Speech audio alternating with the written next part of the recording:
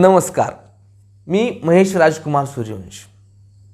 अपार बुद्धिमत्ता व धैर्य यांचा संगम म्हणजे छत्रपती संभाजी महाराज. स्वराज्यांचे दुसरे छत्रपती. 14 मे 1657 रोजी पुरंदर किल्ल्यावरती सईबाईंच्या पोटी एक सिंहाचा छावा जन्मला. स्वराज्याचे दुसरे छत्रपती जन्मले. अवघ्या काही दिवसात शंभूराजांच्या डोक्यावर आईचं छत्र हरवलं. ते पोरके झाले. त्यानंतर माँसाहेब जिजाऊ आऊसाहेबांनी त्यांचं पालन पोषण केलं. संभाजी महाराज अनेक कलामध्ये पारंगत होते. जेव्हा संभाजी महाराज अवघ्या 8.5 वर्षाचे होते त्यावेळेस मिर्झाराजे जयसिंगाने आपल्या स्वराज्यावरती आक्रमण केलं. भली मोठी फौज घेऊन मिर्झाराजे जयसिंग स्वराज्यावर आला. पुरंदर किल्ल्याला वेढा दिला. पुरंदरचा तह झाला. त्या तहाच्या वेळी शंभूराजाचं वय होतं 8.5 वर्ष. मिर्झाराजे जयसिंग छत्रपती शिवाजी महाराजांना म्हणाला की राजे, आपणास या तहा बाबतीत छत्रपती संभाजी महाराजांना ओलीस ठेवायला. 8.5 वर्षाचं लेकरू संभाजी महाराजांना ओलीस ठेवण्याचा मिर्झाराजे जयसिंग बाता करतोय.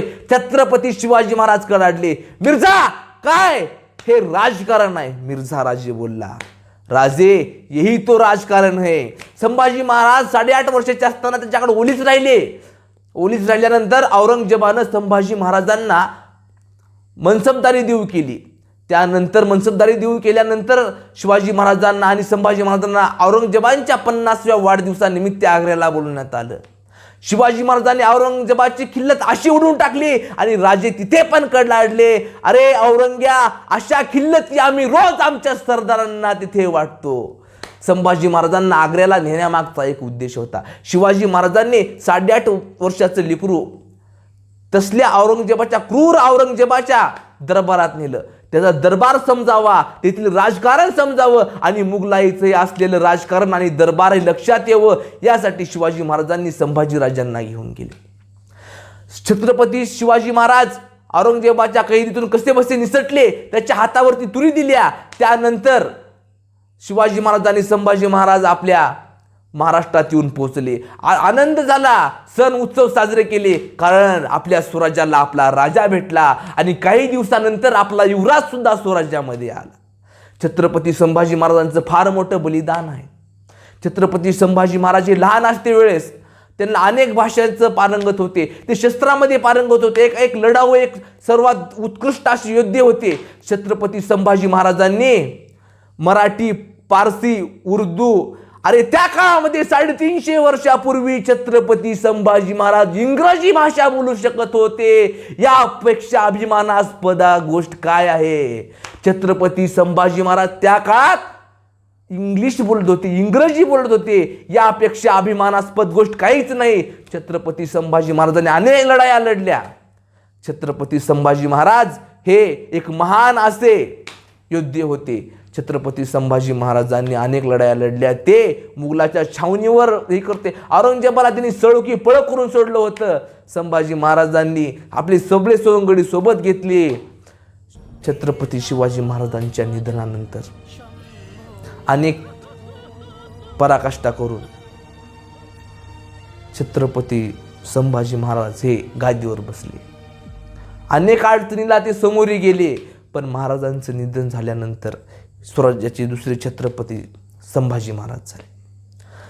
छत्रपती संभाजी महाराज छत्रपती झाल्यानंतर औरंगजेब ज्या शहराला चांगलं म्हणत होता त्याचं एक शहर होतं, सोन्याची लंका असल्याने संभाजी महाराजांना बुऱ्हाणपूर लुटलं, उद्ध्वस्त केलं बुऱ्हाणपूर. अरे माझ्या राजानं त्या औरंग्याचं बुऱ्हाणपूर उद्ध्वस्त केलं असे संभाजी राजे होते. अरे आताच राजाचा राज्याभिषेक झालाय आणि राजे बुऱ्हाणपुराला लुटतात. त्यांनी मोगल, आदिलशाही, पोर्तुगीज, इंग्रज, डच अशा शत्रूंना त्यांनी पेलवत ठेवलं. शिवरायांच्या मृत्यूनंतर धुरा सांभाळल्यानंतर मोगल, इंग्रज, डच, पोर्तुगीज अशा अनेक शत्रूंचा संभाजी महाराजांनी सामना केला. त्यावेळेस संभाजी महाराजांकडं शिवाजी महाराजांचं अष्टप्रधान मंडळ होतं. त्या काळात अष्टप्रधान मंडळ म्हणजे त्यासाठी एक काव्य आहे. प्रधान अमात्य सचिव मंत्री सुमंत न्यायाधीश धर्मशास्त्री सेनापती त्यात असे सुजाना अष्टप्रधानी शिवमुख्य राणा, अष्टप्रधानी शिवमुख्य राणा. त्यानंतर संभाजी महाराज औरंग्याच्या हाती सापडले. औरंगजेबाने आपल्या महाराजांचा छळ केला, अमानुष छळ केला व 1689 रोजी छत्रपती संभाजी महाराजांची हत्या करण्यात आली. इथेच थांबला नाही महाराष्ट्र. संभाजीराजांच्या मृत्यूनंतर राजाराम महाराज, त्यांची पत्नी तारा राणी यांनी स्वराज्याची धुरा सांभाळली. तारा राणी हे एक फार पराक्रमी वीर होत्या. त्यांच्यासाठी एका मुघल इतिहासकाराने एक लेख लिहिला आहे. अरे दिल्ली झाली दिलवाणी, दिल्लीशाचे गेले पाणी, ताराबाई रामराणी भद्रकाली को. जय भवानी, जय शिवाजी, जय शंभूराजे आणि जय महाराष्ट्र.